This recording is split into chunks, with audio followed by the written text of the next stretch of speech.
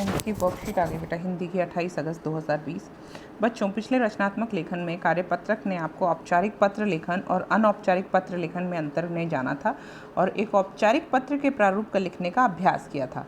आज हम इस कार्यपत्रक के माध्यम से औपचारिक पत्रों के प्रकार का अध्ययन करेंगे और दिए गए विषयों पर औपचारिक पत्र लिखने का अभ्यास करेंगे। सबसे पहले औपचारिक पत्र का भाग है जो आता है वो है प्रार्थना पत्र। सबसे पहला औपचारिक पत्र है प्रार्थना पत्र, जिसमें हम किसी अवकाश के लिए, शिकायत के लिए, सुधार के लिए, आवेदन के लिए पत्र लिखते हैं, उसको हम कहते हैं प्रार्थना पत्र।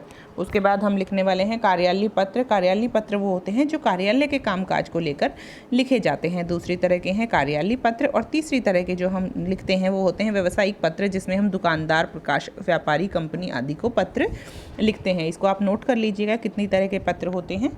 आगे चलते हैं। औपचारिक पत्र लिखते समय ध्यान देने योग्य बातें। औपचारिक पत्र नियम से बंधे होते हैं, कोई नियम होता है, ऐसे ही आप कुछ नहीं लिख सकते। इस प्रकार के पत्र की भाषा का प्रयोग ध्यानपूर्वक किया जाता है।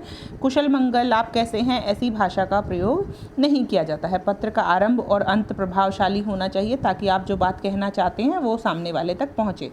पत्र की भाषा सरल, स्पष्ट और सुंदर होना चाहिए। लेख, यदि आप कक्षा और परीक्षा भवन से पत्र लिख रहे हैं तो कक्षा और परीक्षा भवन को अपने पता के स्थान पर लिख सकते हैं और अपने नाम के स्थान पर क, ख, ग लिखते हैं। ये हमेशा ही ऐसा किया जाता है।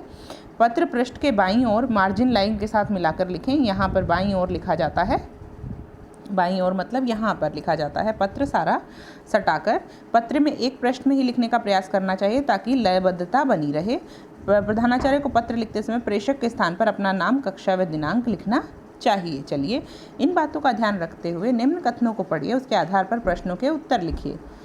आप B/8 310 रोहिणी, दिल्ली के निवासी हैं। आपके घर के आसपास कई दिनों से बारिश के पानी का जमाव है। आप इस समस्या को दूर करना चाहते हैं। आप इस समस्या को दूर करने के लिए किस अधिकारी को पत्र लिखेंगे और ये पत्र किस प्रकार का होगा? हम यहाँ के स्वास्थ्य अधिकारी को पत्र लिखेंगे ताकि यहाँ पर जो गंदगी है उससे लोगों के स्वास्थ्य में कोई परेशानी ना हो। तो हम किसको पत्र लिखेंगे? स्वास्थ्य अधिकारी को प्रश्न पत्र लिखेंगे। और पत्र किस प्रकार का होगा? ये होगा औपचारिक पत्र। कैसा पत्र आप लिखेंगे? ये आप लिखेंगे औपचारिक पत्र। ठीक है बच्चे। नेक्स्ट, आप विषय में क्या लिखेंगे? विषय में लिखेंगे जल भराव से हो रही समस्या के समाधान हेतु। जल भराव के कारण हो रही समस्या के समाधान हेतु आप पत्र के अंत में क्या लिखेंगे? पत्र के अंत में हम लिखेंगे प्रेषक। आप अपना नाम लिखेंगे और प्रेषक लिखेंगे, प्रेषक। ठीक है, आप नाम कोई भी लिख सकते हैं, आपको सिर्फ पता दिया गया है, नाम नहीं दिया गया है। नेक्स्ट क्वेश्चन, उपरोक्त दिए गए विषय पर संबंधित अधिकारियों को एक पत्र लिखने का अभ्यास कीजिए। चलिए लिखते हैं एक पत्र।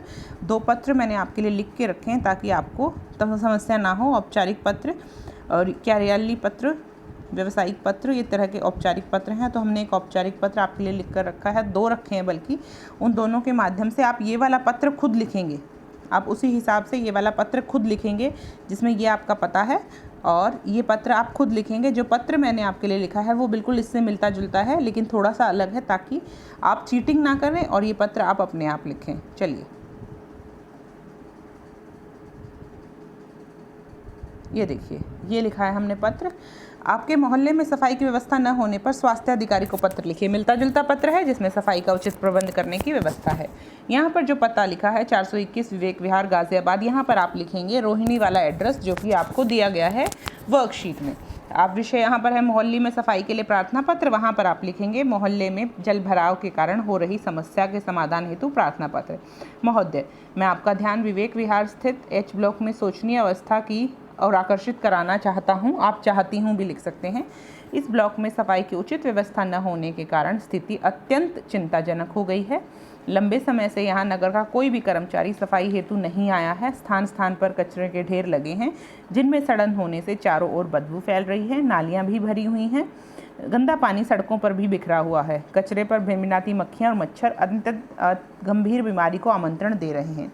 अतः आपसे निवेदन है कि जल्द से जल्द यहाँ का निरीक्षण कर सफाई व्यवस्था का उचित प्रबंध करें। आशा है आप इस और त्वरित मतलब जल्दी कार्रवाई कर लोगों को होने वाली परेशानी से छुटकारा दिलाएंगे। धन्यवाद। भवदीय हस्ताक्षर लिखेंगे और ये सारी चीज़ें आप लिखेंगे। ठीक है, आपको समझ में आ गया किस तरह आप पत्र लिखने वाले हैं? ये फॉर्मेट आपको समझ में आ गया। ये ऐसा ही फॉर्मेट है जैसा आपको सवाल दिया गया है, सिर्फ आपको एड्रेस अलग है और आपका टॉपिक अलग है, लेकिन यही भाषा का प्रयोग आप करेंगे। चलिए आगे। यहाँ पर आपकी खोई गई पुस्तक किसी अपरिचित व्यक्ति को लौटाने पर आभार व्यक्त करने हेतु, आपकी कोई पुस्तक खो गई थी और किसी अपरिचित व्यक्ति ने आपको लौटा दिया, तो उसके लिए आपने एक पत्र लिखा है। ये अनौपचारिक पत्र है बेटा, इसको देख लीजिए एक बार। GTB नगर, दिनांक आदरणीय कैलाश मिश्रा जी, मुझे डाक से एक पार्सल मिला। पार्सल खोलने पर यह अत्यंत आश्चर्य हुआ, साथ ही प्रसन्नता भी हुई कि कोई मेरी खोई हुई वही पुस्तक मौजूद थी जिसके लिए मैं काफ़ी परेशान था। पहले तो मैं विश्वास ही नहीं कर पाया कि वर्तमान युग में भी कोई व्यक्ति इतना भला हो सकता है जो डाक व्यय स्वयं देकर दूसरों की खोई वस्तु लौटाने का कष्ट करे। मैं आपका हार्दिक धन्यवाद करता हूँ। यह पुस्तक बाज़ार में आसानी से उपलब्ध नहीं होती और मेरे लिए एक अमूल्य वस्तु है। आपने पुस्तक लौटाकर मुझ पर बड़ा उपकार किया है, इसके लिए मैं आपका आभारी रहूँगा। मैं एक बार और आपको धन्यवाद देता हूँ। आपका शुभाकांक्षी इंद्रमोहन। देखिए ये अनौपचारिक पत्र है, इसका मैंने एक एग्जाम्पल दिया है, और एक औपचारिक पत्र का मैंने आपको एग्जाम्पल दे दिया। दोनों पत्र आप लिखने सीखिए और प्रैक्टिस करिए, और वो पत्र लिखिए जो आपको एक्सरसाइज में दिया गया है।